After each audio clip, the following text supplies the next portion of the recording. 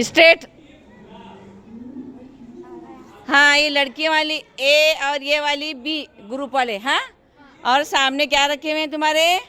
गिलास। अब मैं बोलूँगी कि हेड, शोल्डर एंड नी, ऐसा बोलने वाली, यानी कि कंधा, कमर और पैर।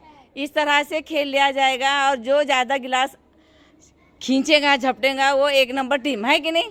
चलो शुरू करेंगे। कंधा, कमर, पैर, कमर, कंधा, पैर, कमर, कंधा, पैर, झपटो। हाँ, हाथ ऊपर करो। किसने गिलास ज्यादा लिया? टीम वाले। हाँ, ए टीम वाली बच्चों ने ज्यादा से ज्यादा गिलास झपटा। क्या किए? हाँ, ताली बजाओ सब।